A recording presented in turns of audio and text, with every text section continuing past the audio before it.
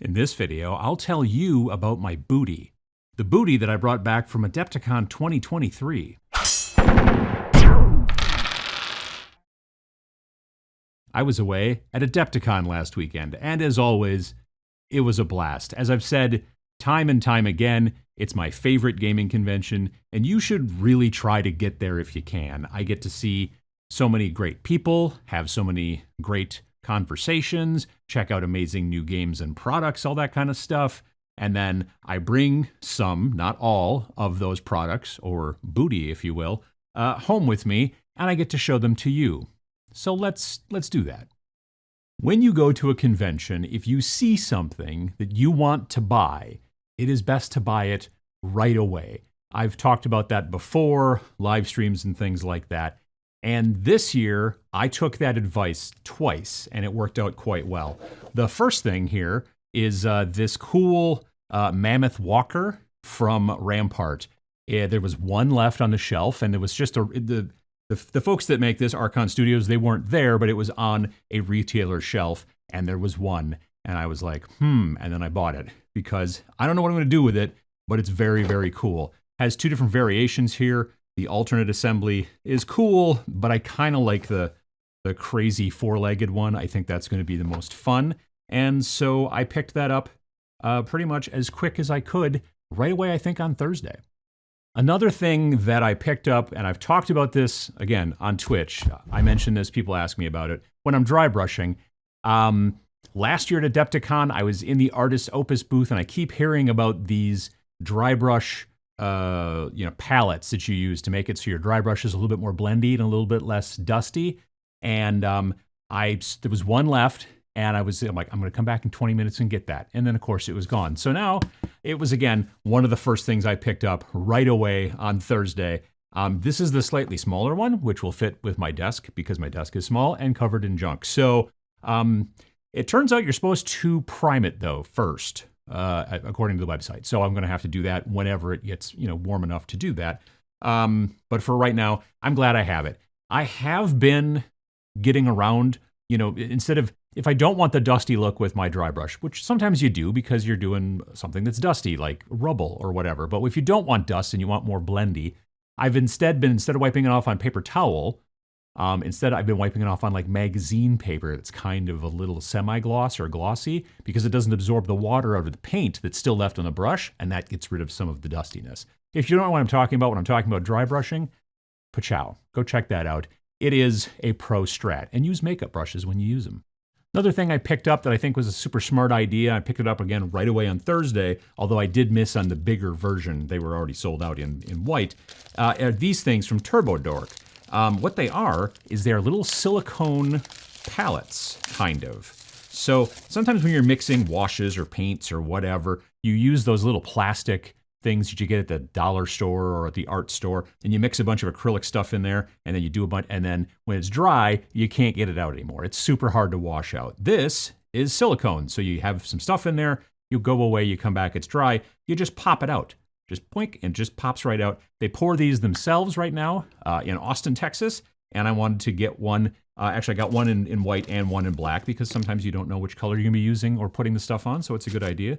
These were, like I said, there was one that was like two of them across plus a middle part that had stuff going on, but the white ones had already been sold out on Thursday when I got there.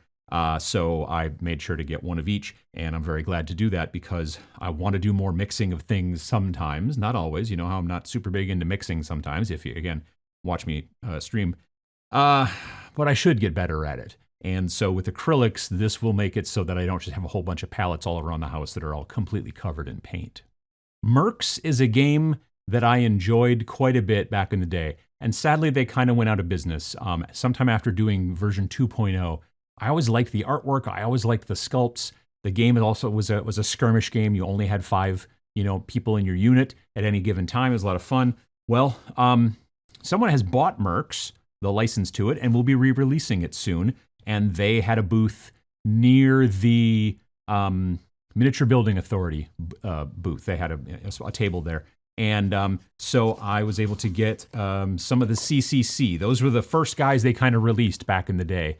They were the Yellow Jackets is what they were referred to as well. And so these are not the metal ones, which are the ones that I originally had. These are the plastic ones. Now they're gonna be resculpting down the road, but there's your sniper and all the parts and all that kind of stuff. So I'm gonna maybe use these for something else, or maybe use them in the game when it comes out. But again, like I said, they're planning on making new sculpts when the game comes out for reals, and then that'll be a whole thing. So yeah, I was just glad to see kind of an older name that I remember from not that long ago, but a while back, kind of coming back and being something that we're hopefully gonna be available to pick up again soon. I love basing material texture paint stuff, and my favorite is generally the fine basing texture from the folks over at Monument Hobbies. I was at the Monument Hobbies booth during AdeptiCon, and I came across this, which I didn't even know about. This was literally the first time I saw it, and this stuff is called Snow Ultra Fine. So this, I'm assuming, is finer than the fine, which is fine. So I picked this up. Now, the fact is that it's designed for snow, but I'm probably not going to use it that way. I have a tendency to put my base texture on before I prime the model. So I build the model, put it on the base, put base texture around, then prime everything, paint the model, then paint the base last. Well, and then the rim, you know. But so the fact that this is white and is supposed to be snow probably won't come into play for me too much, but I may actually try it as a snow thing once in a while just to see how it looks, because snow is sometimes hard to do. But just the fact that this is an ultrafine paste that I can put on to my bases to make them look even more in scale. Like if you put sand on a base, it looks like gravel because the guy's only this high, right? You know, so you have to put something smaller on there to make it work. And so, yeah, I was very glad to be able to pick this up. There was a company there that had a booth, and they were from Germany, and they were called War Scenery. And they had a lot of really cool looking terrain. I took a bunch of pictures of a bunch of the terrain they were selling, and I believe they sell the stuff in STL format as well. A lot of it is a bit more Star Wars based, but you could use it for any kind of sci-fi game. But they also have a lot of miniatures that they've done. And I just thought these were really interesting. You can't really see them all that well, unfortunately. But it's just a bunch of different men and women and things like that. You could use them as rebels, I suppose, but they could also be used in any kind of sci-fi game. Stargrave, Space Weirdos, whatever. I can definitely see myself doing a decent amount of, oh gosh, let's see. These guys could be easily done in like Cyberpunk. I can do some kit bashing, knock some heads off, put different heads on, like all kinds of different things.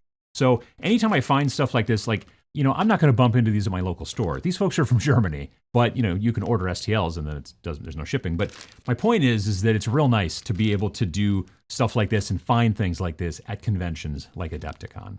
Now there's this little company that had, well, they came out with an announcement on Wednesday night, strangely enough. It's a company called Games Workshop. And they announced that 10th edition Warhammer 40,000 will be coming soon. Probably this summer, although I don't know if they actually said that. That could just be one of my guesses. A bunch of my other guesses also came true. A, that they would announce it at Adepticon. B, that it's going to be streamlined in comparison to 9th. Also, 3, they're going to have indexes again, kind of like they did in 8th, so all the codices are kind of going to go away. Now, they did some things that I didn't expect. Like for one thing, the indexes will be free downloads if you want. If you want to buy them, you can. You could buy like a printed book if you like that kind of thing. But they're also going to be available for free, which is very cool. There's a bunch of other stuff. You can go watch the preview, go check out warhammercommunity.com, all that jazz. But one thing that they really talked about that really piqued my interest was Combat Patrol. That's how I got into 40K back in 5th edition, was Combat Patrol. Back then it was 400 points. Nowadays it's 500 points. They're revamping Combat Patrol a lot to, there's no even list building anymore. And you don't need to buy any rules or books or codices or nothing. You buy the box. This is your list. You don't go, well, I'm going to swap this guy out or that guy out. This is your list. So it makes it, you buy this one box, you download the rules, you download the stats for these folks, and you're ready to play, which is very cool. And it caused me to go to one of the retailers way towards the back of the vendor hall. I think it was Chicagoland Games, and pick up this Death Watch Combat Patrol box. Now you'll notice there's nothing in here. That's because I'm already building these folks. I've got like 4 or 5 built already, and I'm heading forward on that. But Combat Patrol is like my roots of how I got into 40K, so I'm very interested in what they're going to do with this. Now, obviously they could still make some sort of weird decisions last minute, 11th hour, and change things or whatever, but the idea of, you know, you buy a box, you download the rules for free, you download the stats for free, and you start playing on a 44 by 30, so basically 2 kill team boards put together, or Warcry, whatever. that seems like it's a great idea to get folks back into the hobby, and you're going to see more content about Combat Patrol going forward in the future, but the first group are going to be Death Watch. A couple other things I picked up at Adepticon is they generally have these convention or event exclusives that they put out. And this year, they've got two of them. There's the Commissar's Duty, which is an Astra Militarum guy. I'm thinking at some point I may build an Astra Militarum Combat Patrol. I kind of like that new box. I like that walker and the big guns. And I might swap this guy out for the, for the Commissar that comes in the box. He's fine, but this guy's even cooler. And then there's Tolgar Split Eye. And this guy is also very cool, if we can get him to focus. Come on, buddy. Anytime now. There you go. Here's the thing about this guy. He's got these axes. And the axes are cool.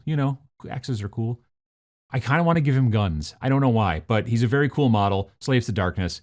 And I don't really play Slaves to Darkness. Hopefully, maybe there'll be some Warcry stats for him. But if there's not, I'm going to probably give him a couple of pistols or something like that and use him for some other kind of game.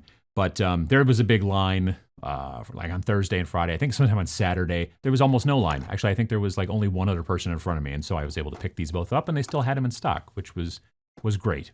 I got to be honest, it's a little strange to come back from Adepticon after literally just one simple announcement, kind of jazzed about 40K again. Now, admittedly, I'm not particularly jazzed about, playing a big 2,000 point or even 3,000 point game. Maybe not even 1,000 point, but the 500 point games in Combat Patrol are really getting me very, very interested. And this guy can also be, part of that. And I mean, this guy's just pretty cool, especially if I give him a couple of pistols. But it's interesting to, kind of be back in this kind of saddle again. Lastly, actually on the last day, towards the end of the actual convention, I stopped over to Death Ray Designs and I picked up some terrain. Not MDF, which is generally what they're known for. They're now selling the stuff from Thunderhead Studio, and it's a bunch of really cool 3D printed stuff that I'm going to be using for Steel Rift. You also could use this, because it's the right scale, for Battletech if you wanted to, but this I'll be using for Steel Rift. And you have to kind of put parts together, but a lot of it is just 3D printed and looking cool. These cool sci-fi weird tank things and whatever. I guess they also sell bases if you want to put them on specifically hex bases like you do in Battletech. But if you don't, like because you're playing Steel Rift, then you don't need to. So yeah, there's a whole bunch of stuff in this box. The Fluidworks tank, can you see that? Fluidworks tank farm comes with a bunch of stuff.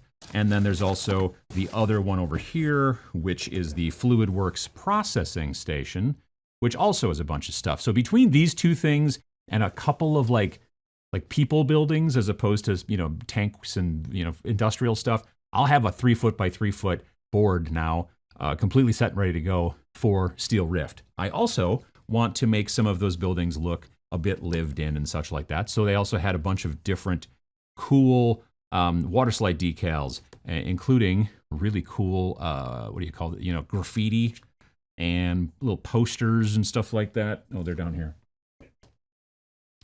Like propaganda posters you can put on the side of buildings and other stuff like that. And honestly, I think a lot of this would also work even for 28 millimeter. I mean, it'll look really cool also on tiny little buildings, but even at 28 millimeter with normal size, models, I think they'll work out pretty well. So yeah, I was very glad to be able to get over there. They've released a new add-on, optional add-on for Steel Rift, which adds in now tanks and other types of little vehicles, and even people in like power armor, as opposed to the big bots or the big mechs or whatever. There's also small little infantry and things like that. So if you want to head down that direction as well, you can. So that's it. That's the stuff I brought home from Adepticon last week.